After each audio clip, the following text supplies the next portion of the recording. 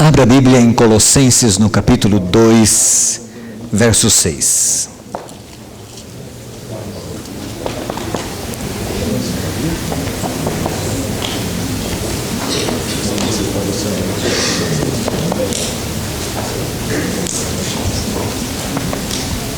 Colossenses, capítulo 2, verso 6. A carta aos cristãos que moravam na cidade de Colossos, uma cidade que ficava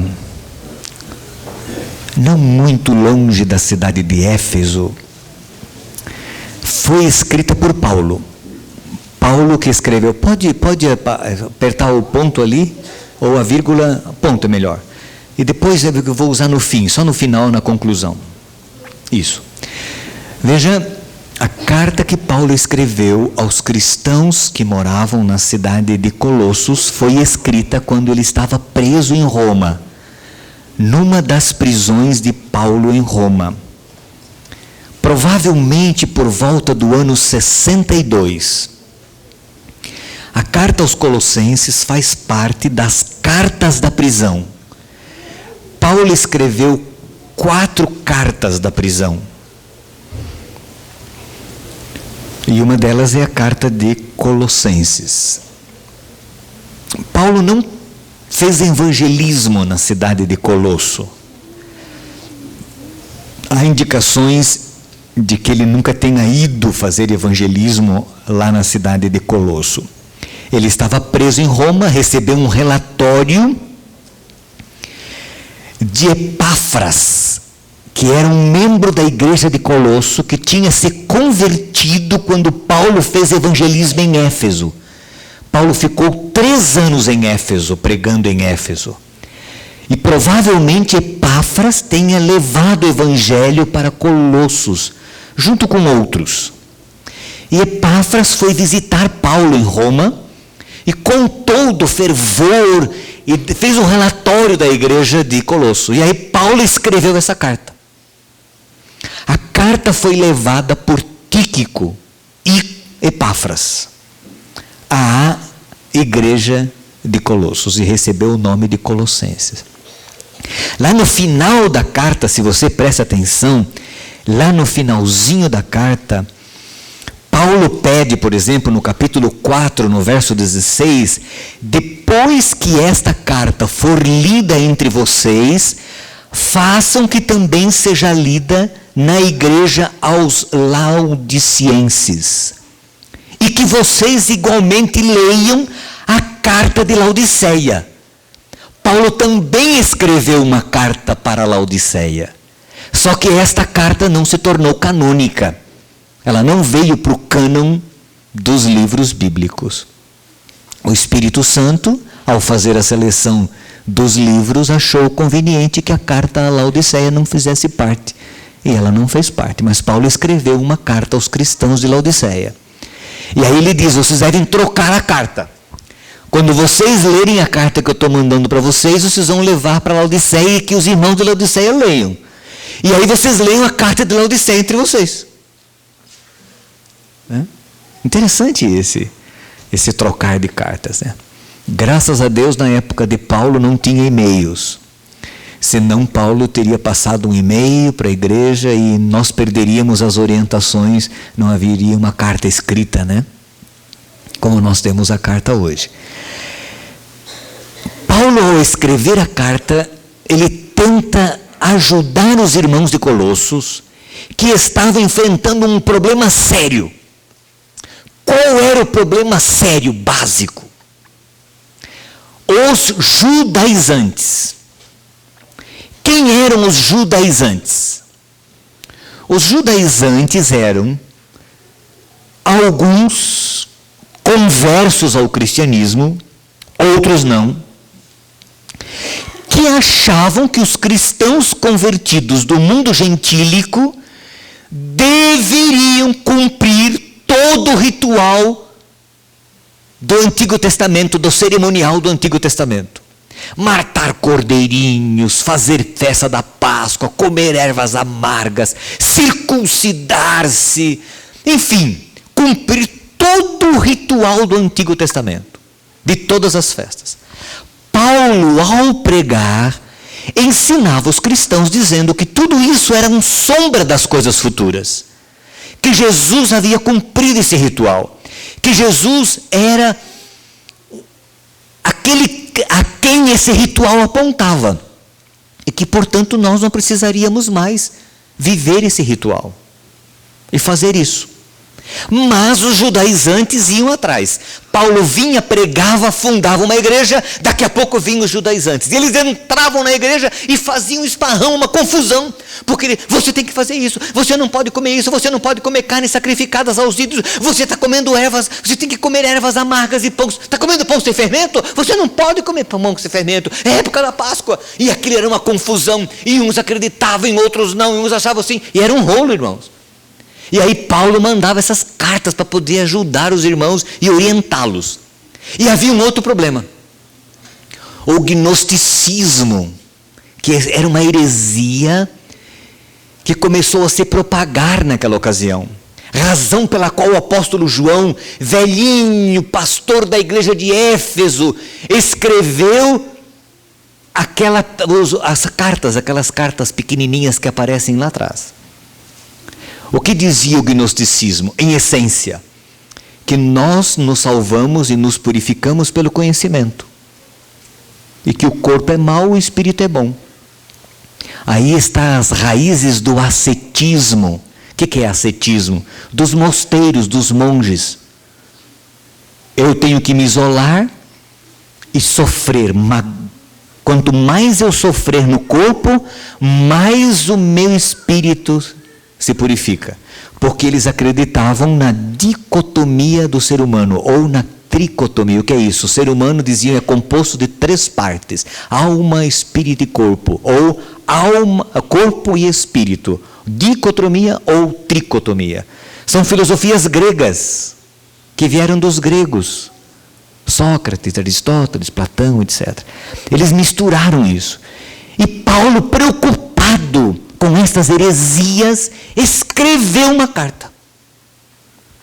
Vocês lembram quando nós tivemos um surto de heresia com relação à Trindade? Algumas igrejas foram abaladas por grupos de irmãos que diziam que não tem Trindade, que não existe Trindade, que isso aí é invenção do catolicismo, etc, etc.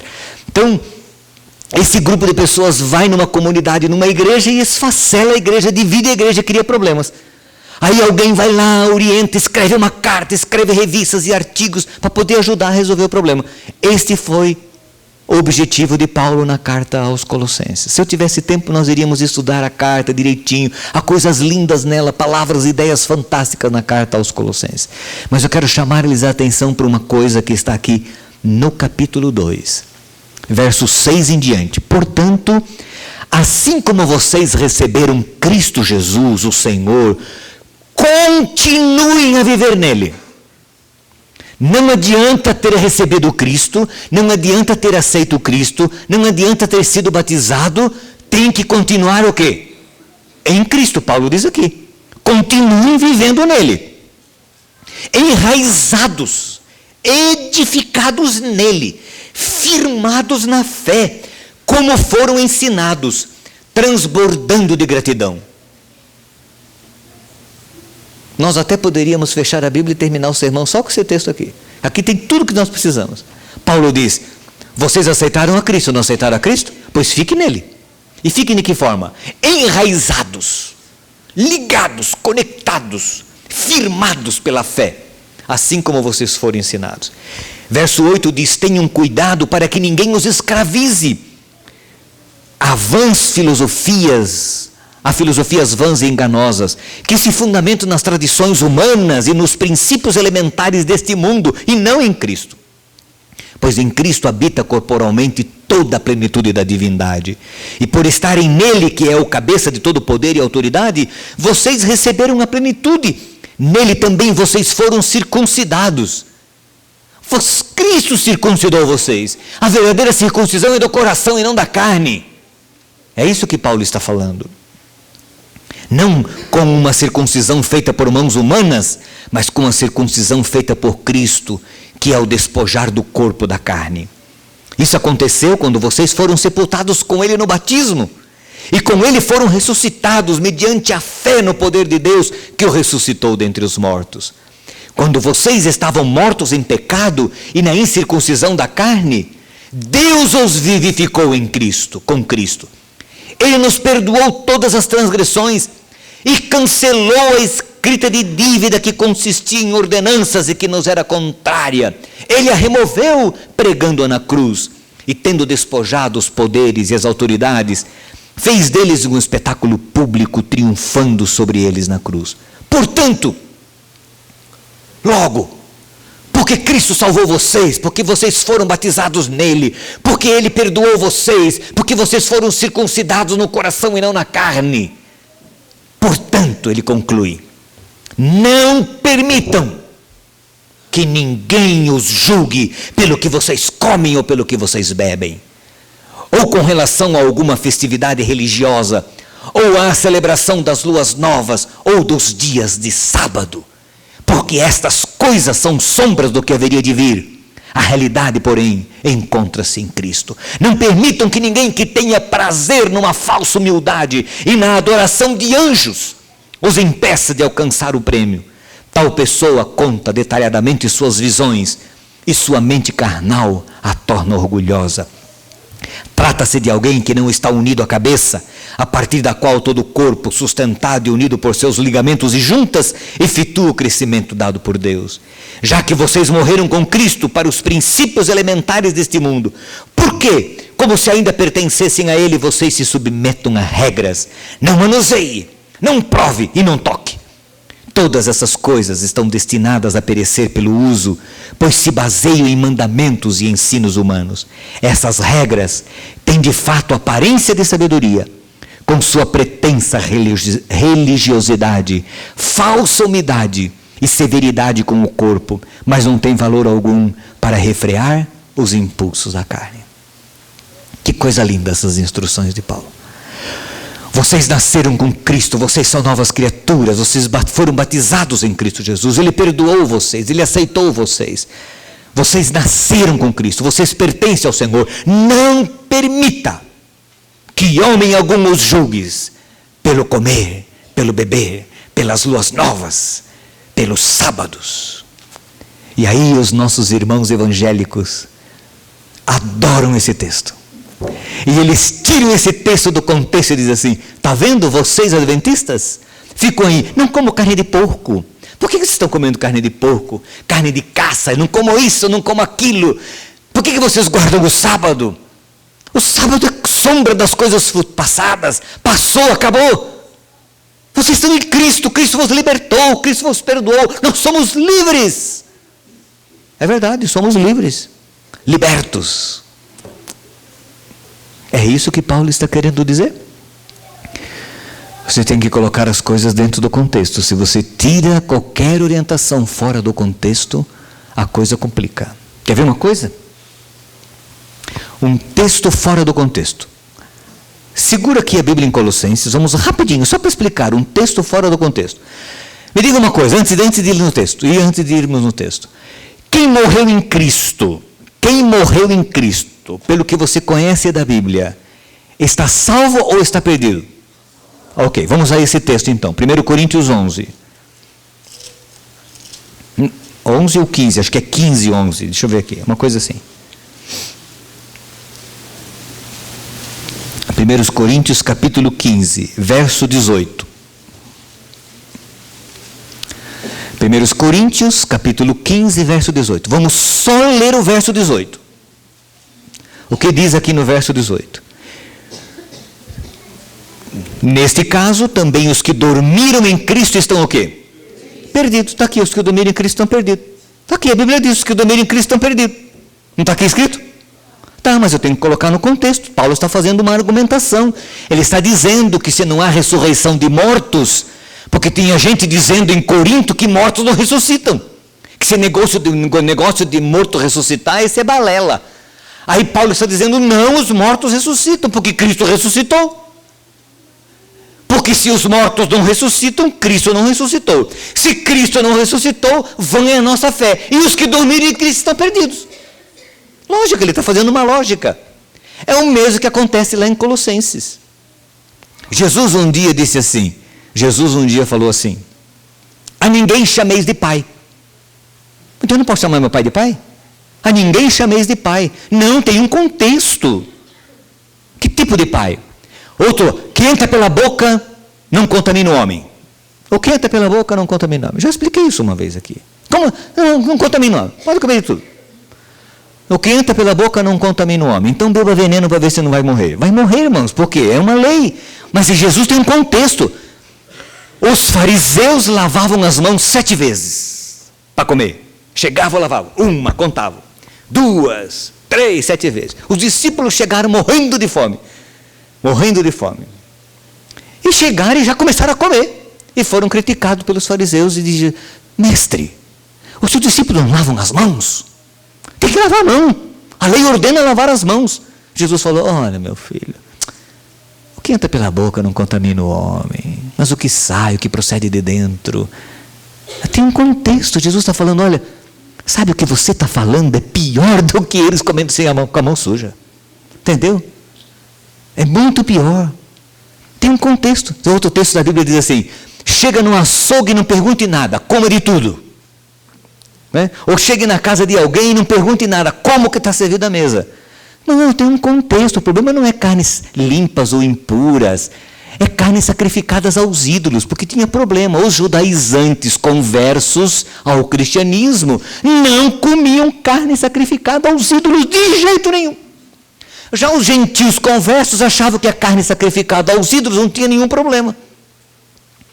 Seria a mesma coisa assim, quer ver? Chega a mesma coisa assim, quer ver? Vou dar um exemplo, para a gente entender a relação. Porque como isso está muito longe de nós, a gente não entende essa relação.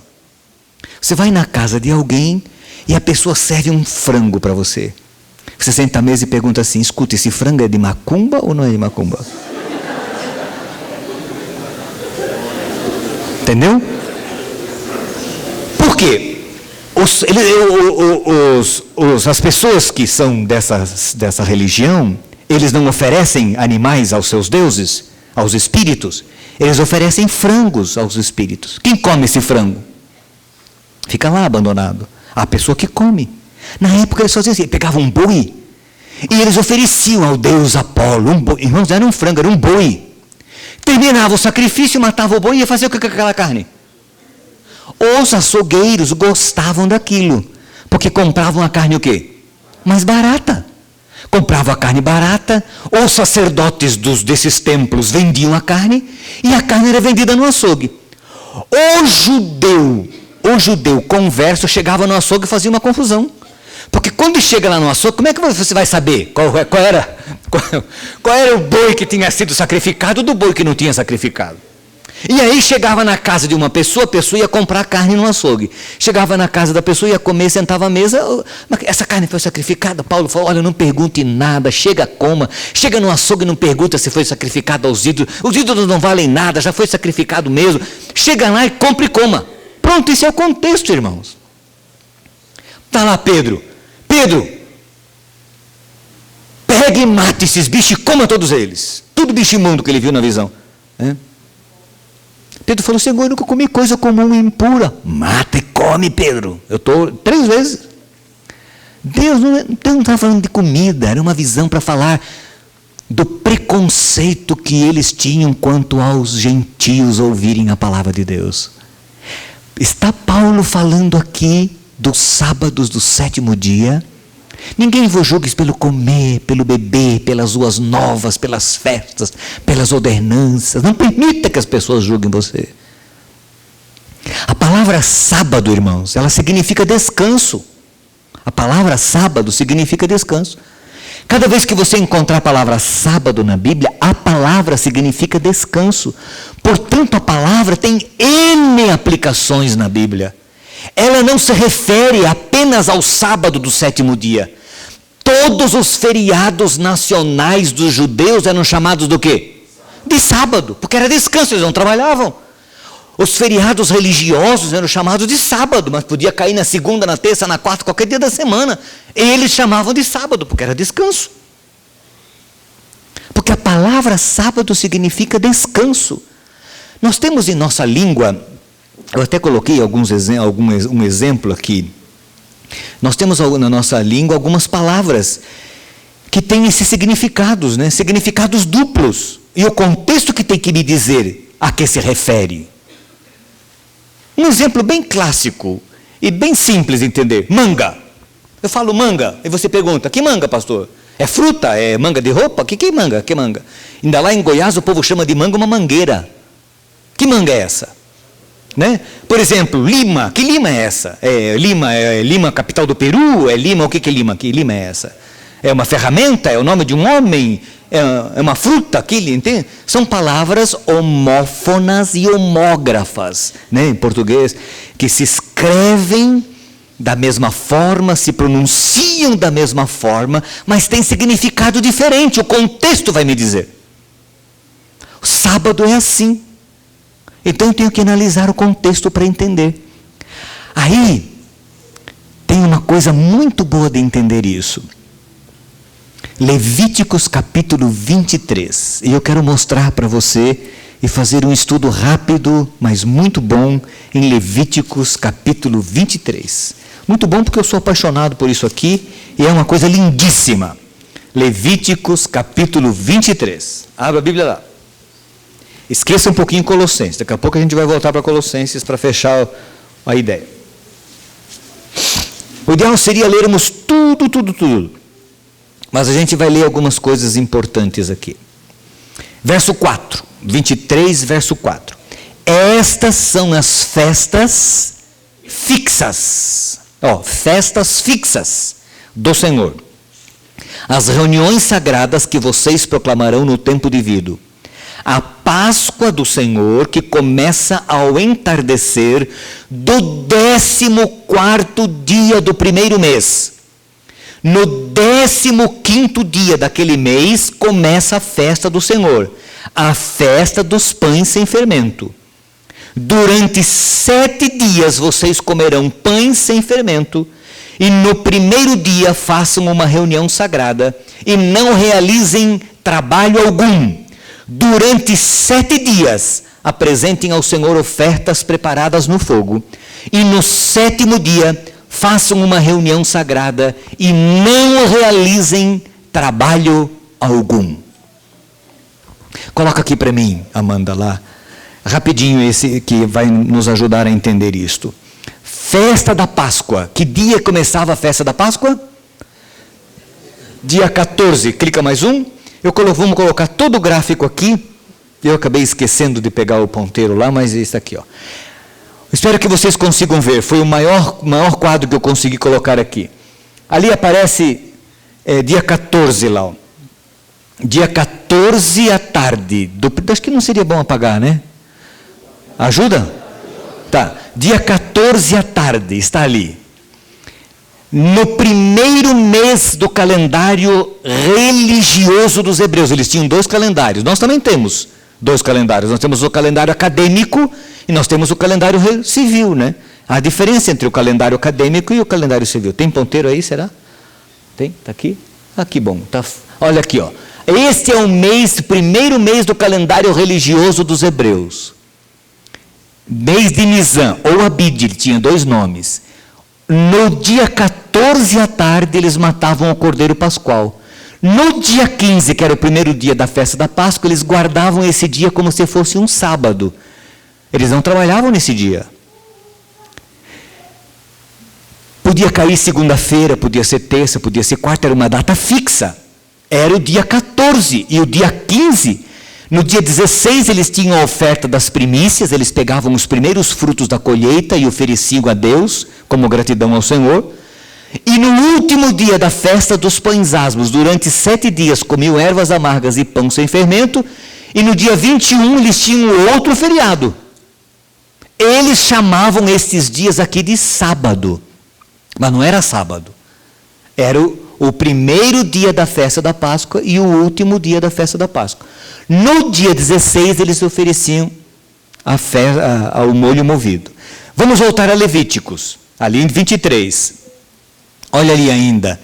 Por exemplo, Dê uma olhadinha, eu vou tentar suprimir alguns versos. Verso 8, por exemplo, já foi. Verso 9.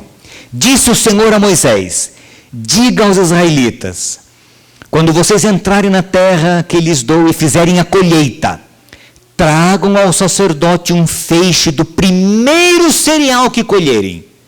A primeira colheita vocês vão trazer. O sacerdote moverá ritualmente o feixe perante o Senhor, para que seja aceito em favor de vocês. Ele o moverá no dia seguinte ao sábado. Esse dia aqui, dia 16. No dia seguinte ao sábado. Que sábado? O sábado da Páscoa. Que não era o sábado do 7º dia. Era o primeiro dia da festa da Páscoa. Ele vai explicar aqui, verso 12. No dia em que moverem o feixe, vocês oferecerão um holocausto, etc., de cordeiro de 1 ano de idade sede feito. Apresentem também uma oferta de cereal de 2 jarros da melhor farinha amassada com óleo, oferta ao Senhor, preparada no fogo de aroma agradável, e uma oferta derramada de 1 litro de vinho. Vocês não poderão comer pão algum, nem cereal tostado, nem cereal novo, até o dia em que trouxerem essa oferta ao Deus de vocês. Este é um decreto perpétuo para as suas gerações, onde quer que morarem. Então eles tinham que oferecer isso, ninguém podia comer trigo, nada da nova colheita, sem antes oferecerem ao Senhor esta oferta movida, oferta de movimento aqui, no dia 16, dia seguinte ao primeiro sábado da festa da Páscoa. Agora vejam, a partir deste dia, do dia seguinte ao sábado, o dia em que vocês trarão o feixe da oferta ritualmente movida, contem 7 semanas completas, contem 50 dias, até um dia depois do 7º sábado, então apresentem uma nova oferta de cereal ao Senhor, onde quer que morarem, etc, etc, etc. Veja o verso 21, saltando aqui alguns versos. Naquele mesmo dia vocês proclamarão uma reunião sagrada e não realizarão trabalho algum. Este é um decreto perpétuo para as suas gerações, onde vocês morarem. Então é o seguinte, eles pegavam isso aqui e contavam 50 dias. 1, 2, 3, 4, 5, 6, 7, 8, 9, 10, 11, 12, 13, 14, 15, mês 2, 14, mês 2, 3. 50 dias depois desse dia, era a festa do Pentecostes, aqui festa do Pentecostes. Aqui eles ofereciam outro feixe de frutos, de colheita a Deus. Aqui era o início da colheita, aqui dá a entender que era o fim da colheita, dos grãos que eles haviam feito. Era a festa do Pentecostes. Agora, veja, Levíticos 23, verso 23. Disse o Senhor a Moisés: digam também aos israelitas, no primeiro dia do 7º mês, vocês terão um dia de descanso, uma reunião sagrada, celebrada com toques de trombetas. Não realize trabalho algum, mas apresentem ao Senhor uma oferta preparada no fogo. Aqui, 7º mês lá, do calendário religioso. O 7º mês do calendário religioso era o primeiro do calendário civil. Bagunça? Não. Mas é que, pense em termos de calendário escolar acadêmico e calendário civil. Nós temos 2 calendários. O calendário acadêmico começa em fevereiro ou março e termina em dezembro, por exemplo. É diferente. Então, eles tinham isso. Como eles foram libertos do Egito nesse mês, esse passou a ser o primeiro mês religioso deles, onde eles comemoravam a festa da Páscoa. Primeiro dia do 7º mês, era um feriadão. Eles não trabalhavam, guardavam como se fosse um sábado. Podia cair em qualquer dia da semana. 1º de Tisre, era a festa das trombetas. Tocava a trombeta só tocava o dia inteiro, anunciando o dia da expiação, que ia acontecer 10 dias depois. Vamos continuar lendo aqui. Veja no verso 26, disse o Senhor a Moisés: o 10º dia deste 7º mês é o dia da expiação. Façam uma reunião sagrada e humilhem-se, e apresente ao Senhor uma oferta preparada no fogo. Não realizem trabalho algum nesse dia, porque é dia da expiação, quando se faz propiciação por vocês perante o Senhor, o Deus de vocês. E aí vem toda a destruição. Desculpe, destruição não, porque a orientação. Eu li a palavra destruição aqui no verso 30 e falei destruição. É toda a orientação de Deus de como eles deveriam fazer nesse dia. Dia 10 aqui, ó. Dia da expiação. Eles guardavam esse dia como se fosse um sábado. Era uma data fixa. Dia 10. Né? Fixa. Qualquer dia da semana, eles chamavam de sábado porque não trabalhavam nesse dia. Agora vejam, verso 33. Veja o 32. Ó. É um sábado de descanso para vocês, e vocês se humilharão. Desde o entardecer do 9º dia do mês até o entardecer do dia seguinte, vocês guardarão este sábado. Mas não era sábado, irmãos, o 7º dia. Esse descanso era aqui, dia 10. Desde o 9º dia. Podia cair no dia de sábado, mas podia cair qualquer dia da semana. Guardem esse descanso. Verso 33. Disse o Senhor a Moisés: diga aos israelitas: no 15º dia desse mês 7º começa a festa das cabanas, ou dos tabernáculos do Senhor, que dura quantos dias? 7 dias. No primeiro dia haverá reunião sagrada. Não realizem trabalho algum. Aqui, ó, 15º dia. Primeiro dia da festa dos tabernáculos, da festa das cabanas.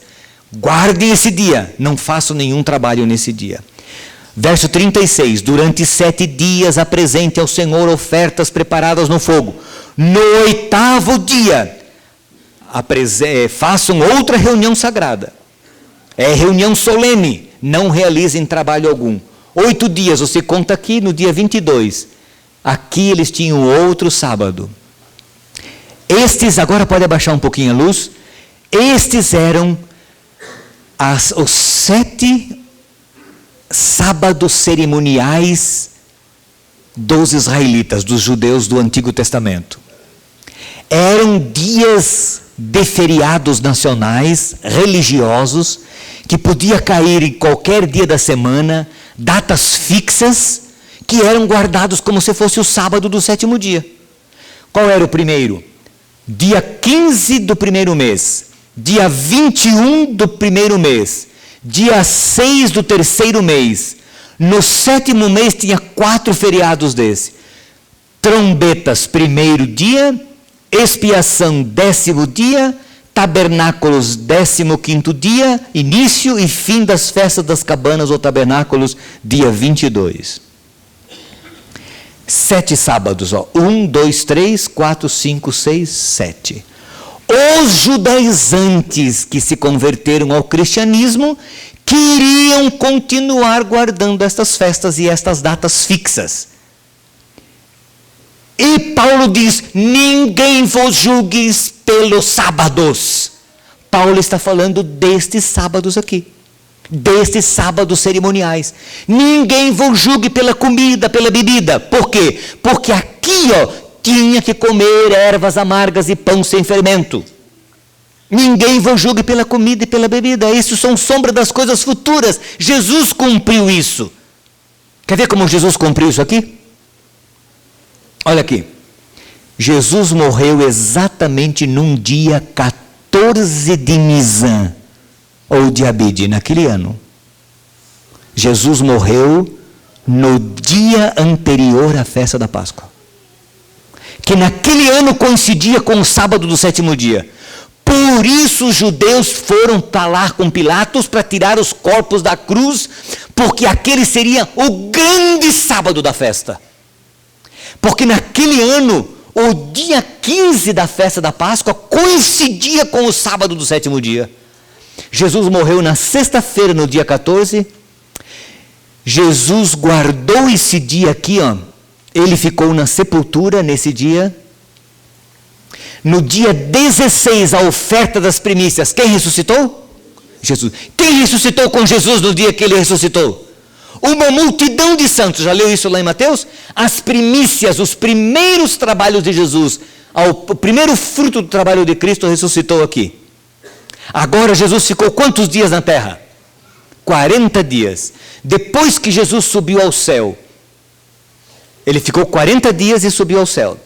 10 dias depois, na festa do Pentecostes, Jesus enviou o Espírito Santo, capacitando os discípulos a fazer o trabalho. E outra coisa, Jesus levou todas as primícias aqui, ele levou para o céu com ele. Jesus assumiu um papel, um novo papel, e isso foi confirmado com o derramamento do Espírito Santo, capacitando os discípulos para fazer a obra. Aqui, o grande movimento de 1844 foi a festa das trombetas. Sabe por quê? Porque lá em Apocalipse 14 diz: temei a Deus e dai-lhe glória, por quê? Vinda é a hora do seu juízo, adorai aquele que fez o céu, a terra, o mar, a fonte das águas. Soou a trombeta dizendo: adore a Deus, o juízo de Deus é chegado. Nós estamos vivendo nesse período aqui, no grande dia da expiação. Nós estamos vivendo aqui. Falta se cumprir essas duas datas aqui, Isso aqui vai se cumprir nos céus, no milênio, porque a festa das cabanas, a festa dos tabernáculos, era uma festa de alegria, de regozijo.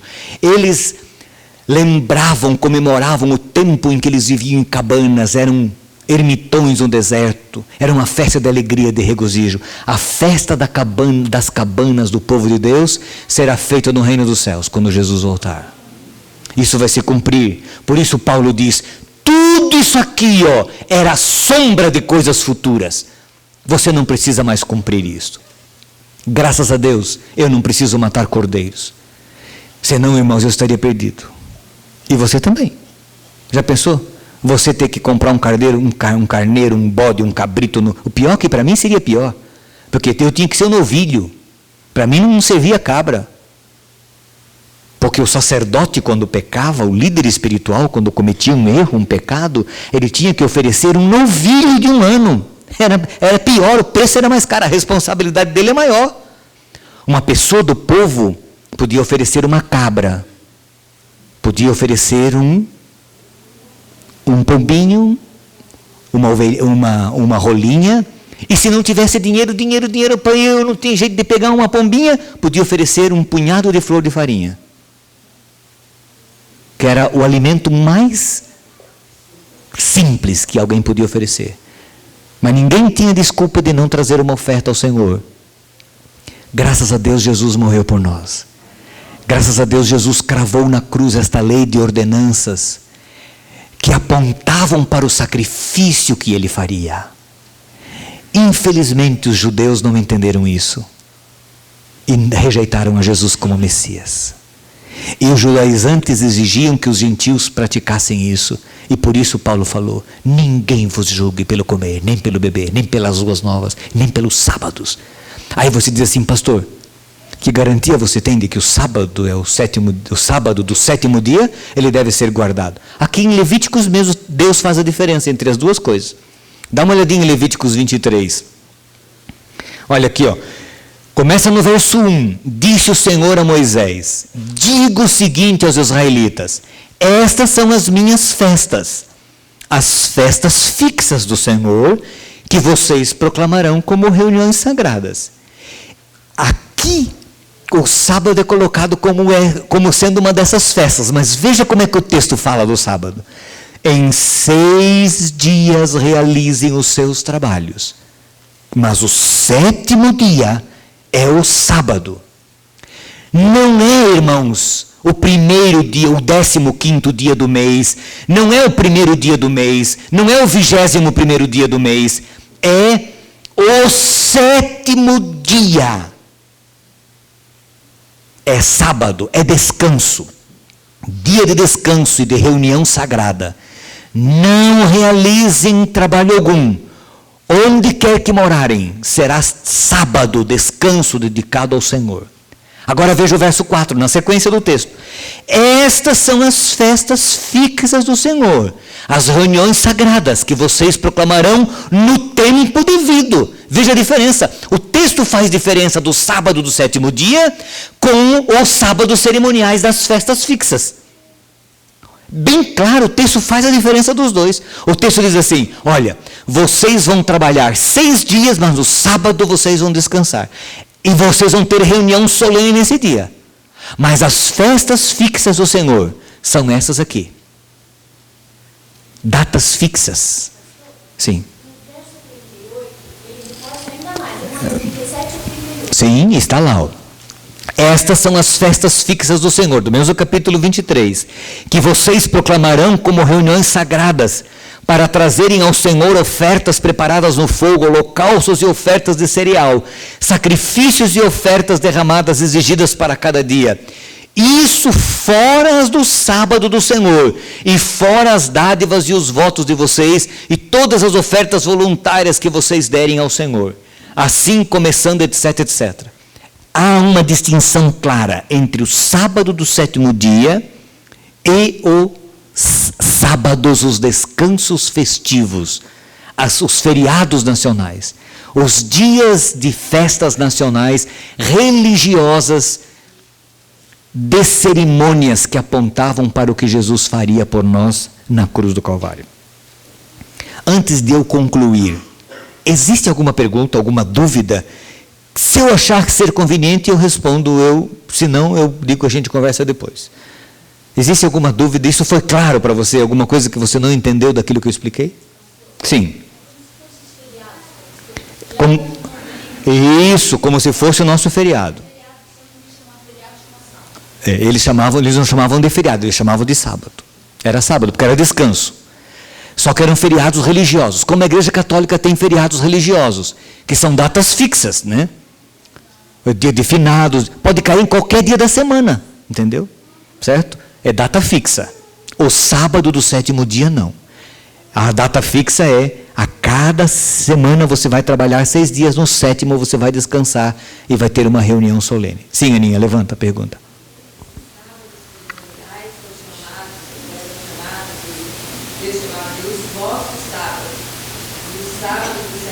Os meus sábados. Os meus sábados. Deus faz essa distinção. Você consegue perceber essa distinção no texto bíblico.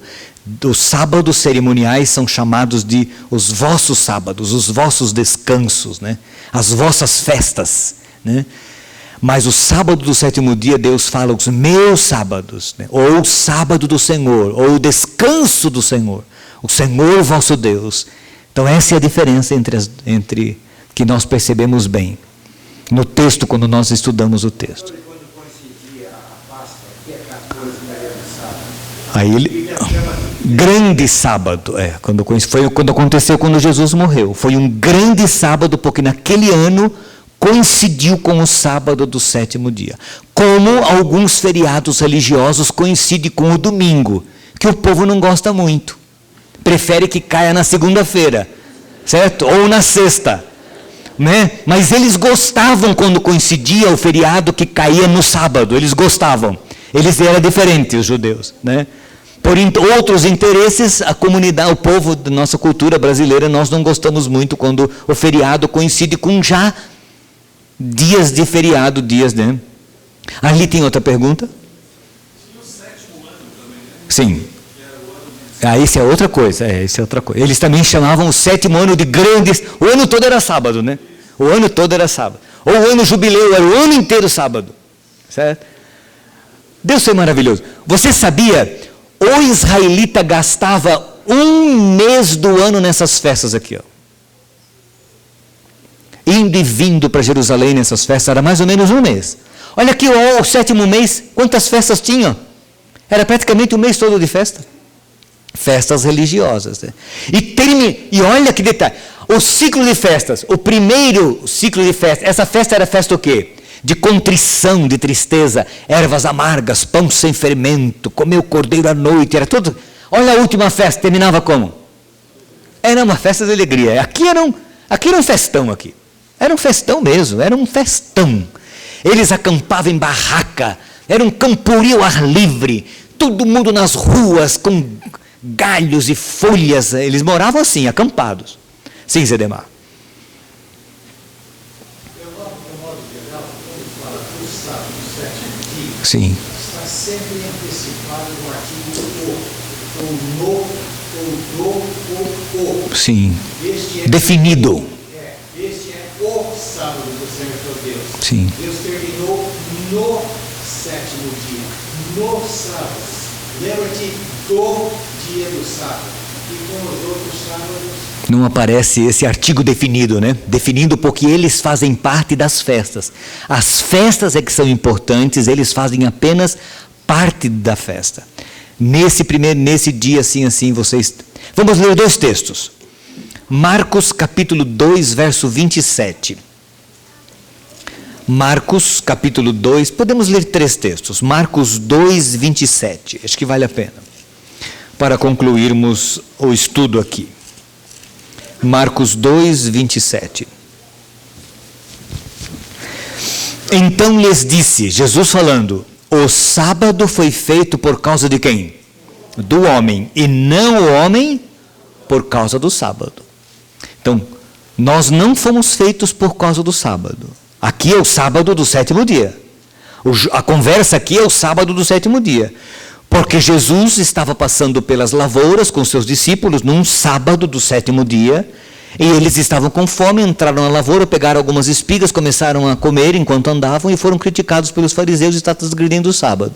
E Jesus falou assim, o sábado foi feito por causa do homem e não o homem por causa do sábado.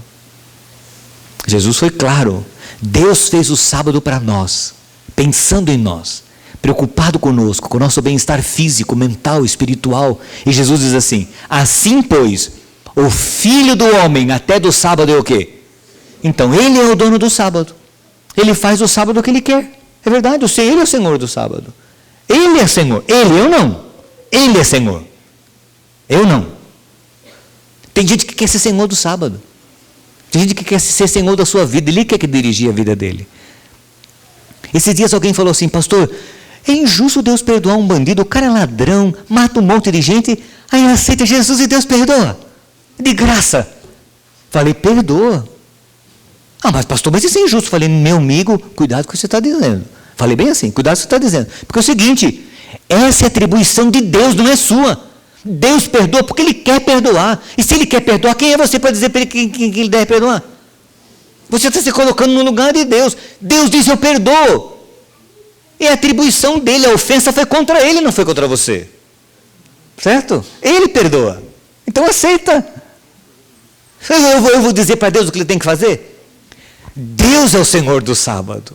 É Ele que é o Senhor do sábado. O sábado foi feito para o nosso bem-estar. Refrigério familiar, bênção, contato com Deus, etc. E Jesus é o Senhor do sábado. Tem gente que fala assim, está vendo? Ó, o sábado foi abolido, Jesus é o Senhor do sábado. Fala assim, meu amigo, Jesus é o Senhor do sábado, não você. Não é você, é Jesus. É o meu santo dia. Portanto, vamos respeitar o dia do Senhor. Ah, mas eu fui salvo pela graça. Claro, você foi salvo pela graça. É verdade, ninguém vai ser salvo guardando o sábado. Se uma pessoa não aceitar Jesus e guardar o sábado, e guardar direitinho, e não matar ninguém, e não roubar ninguém, e nunca mentir, nunca adulterar, vai se perder, irmãos. Porque lei não salva ninguém. A lei nos mantém salvos. Obedecer a lei nos mantém em estado de graça. Obedecer a lei nos mantém no caminho da salvação. E nos prepara para viver o estilo de vida que nós vamos viver nos céus. Porque lá não vai entrar adúlteros, ladrões, mentirosos. Não está escrito lá no Apocalipse? Os cães vão ficar fora. E se você olha lá, aqueles que obedecem à lei. Mas não porque obedeceram à lei para se salvar. Obedeceram à lei porque foram salvos pela graça de Cristo. Nós não vivemos embaixo da lei. A lei não me condena, vai me condenar por quê? Eu estou em Cristo. Eu estou em Cristo, eu obedeço à lei, ele vai me condenar por quê? Por que nenhum polícia? Esses dias eu passei por uma blitz, passei tranquilo na blitz. Por quê? Não estava devendo nada. O carro não era roubado, não tinha roubado ninguém. Eu tremi um pouquinho quando eu vi a blitz e eu não tinha jeito mais de voltar, porque eu coloquei a mão no meu bolso e não vi minha carteira. E de vez em quando eu esqueço a minha carteira em casa. Eu tremi. Nossa, se esses caras me pararem, cadê minha carteira? Aí eu peguei a minha pasta rapidinho no banco de trás, coloquei a mão na minha pasta e vi a minha carteira lá dentro. Dentro estavam os documentos. Falei, estou tranquilo, estou em paz. Passei tranquilo pelos guardas do armário. Tranquilo, em paz. Por quê? Porque eu não estava transgredindo, eu estou livre, eu estou debaixo da graça. Eu não estou debaixo da lei. A lei não me condena, vai me condenar por quê? Se os policiais me parassem, eu estaria tranquilo. Eu não estou debaixo da lei. Quem está em Cristo está salvo. Mas isso não nos exime da obediência. que é o que os nossos irmãos evangélicos confundem e não aceitam. Né? Eles não entendem isso. Não entendem porque torcem as Escrituras para a sua própria perdição, como diz Pedro lá. Pedro diz que há alguns textos difíceis que o irmão Paulo escreveu, que alguns torcem para a sua própria perdição. Tira texto fora do contexto e aí vão fazendo as ideias e doutrinas e ensinos humanos. O sábado do 7º dia é o dia do Senhor. Quer nós aceitemos, quer não aceitemos, quer acreditemos, quer não acreditemos, irmãos, o sábado é o dia do Senhor. É dele, é de Deus, ele é o proprietário do universo, ele é o dono do universo, ele sabe o que está fazendo. E cabe a mim me submeter a ele. Diz a Bíblia em Lucas, no capítulo 4, verso 16, que Jesus ia na sinagoga ao sábado segundo o seu costume. E eu gosto desse texto, porque ele é muito bonito. Jesus foi a Nazaré, onde ele foi criado, capítulo 4, verso 16. Ele foi a Nazaré, onde havia sido criado. E no dia de sábado entrou aonde? Na sinagoga, como era seu costume, e levantou-se para ler. Como era o seu costume. Jesus ia, porque no dia do Senhor é dia de fazer reunião, congregação, santa convocação. É dia de convocar o povo para adorar a Deus, o Criador dos céus e da terra. Irmãos, o Vandir me mandou um e-mail essa semana que eu fiquei maravilhado. Não sei se você já viu as imagens daquele telescópio Hubble que está aí numa coisa espacial, numa plataforma espacial.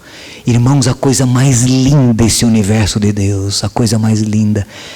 Eu estou impressionado com o que eu vi, eu fiquei imaginando, eu viajando naquela coisa fantástica para o reino dos céus.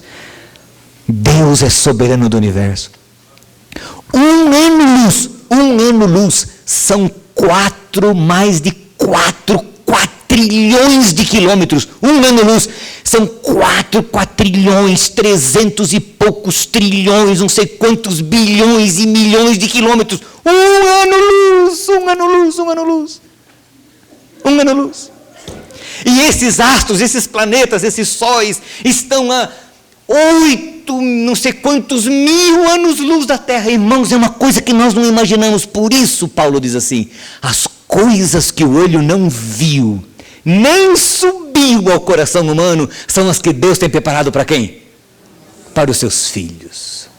E nós ficamos aí às voltas com essas quireras, essas bobejinhas, essas coisicas desse mundo aí. Um computador, um iPod, que o povo se mata, quer comprar um iPod, e quer não sei o quê, uma loucura boba. Tudo tem seu valor. Tem seu valor passageiro.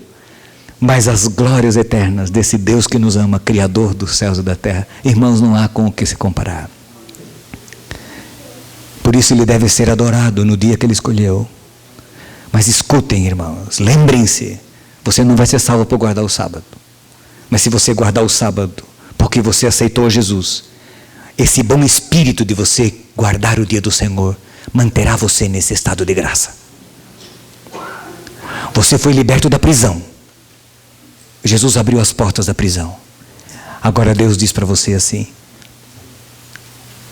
anda direitinho, porque senão você vai voltar para cá.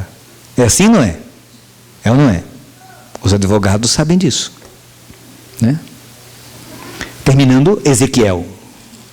Lá em Ezequiel, no capítulo 20, verso 12 e verso 20. Deus diz assim, guardarão os meus sábados. De quem é o sábado? Do Senhor. Guardarão os meus sábados. Você conhece, todos os adventistas conhecem esse texto. Ezequiel 20, verso 12. Também lhes dei os meus sábados como um sinal entre nós, para que soubessem que eu, o Senhor, fiz deles um povo santo. Depois o verso 20 diz, santifiquem os meus sábados, para que eles sejam um sinal entre nós. Então vocês saberão que eu sou o Senhor, o Deus de vocês. Outras versões dizem, eu sou o Senhor que os santifica. É um sinal entre eu e Deus. Essa aliança na minha mão é um sinal entre eu e minha esposa, que nós fizemos um contrato há quase 30 anos, né, Márcia?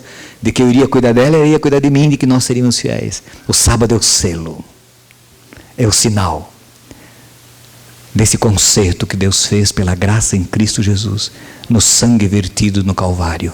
Por isso Ele cravou as leis e cerimônias na cruz, porque eram sombras de coisas futuras. Que Deus te abençoe e que nós adoremos e sirvamos ao Senhor no bom Espírito de Cristo, com alegria, com prazer e com satisfação. Amém.